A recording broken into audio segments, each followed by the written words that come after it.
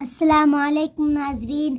قرآن شریف ہمارے رسول صلی اللہ علیہ وسلم کو اللہ کی طرف سے ایک کتاب ملی ہے، اس کا نام قرآن ہے۔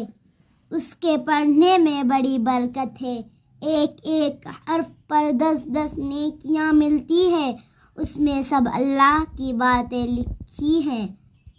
جو اس کی باتوں کو مانتا ہے وہ مسلمان ہے، اور جو اس کو نہیں مانتا وہ کافر ہے۔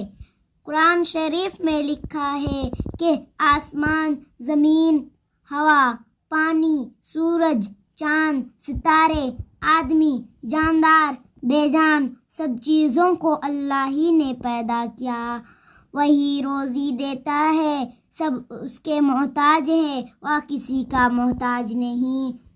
محمد صلی اللہ علیہ وسلم اللہ کے رسول ہیں۔ جو ان کا کہنا مانے گا، اچھے کام کرے گا، برے کاموں سے بچے گا، اللہ ان سے خوش ہوگا اور مرنے کے بعد اس کو بڑے انعام دے گا۔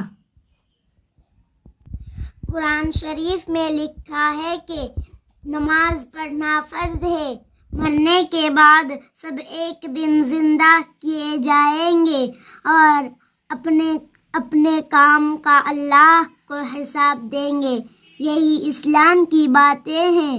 اسلام ہمارا مذہب ہے، سب سے اچھا اور سب سے سچا دین ہے۔ السلام علیکم ورحمۃ اللہ وبرکاتہ۔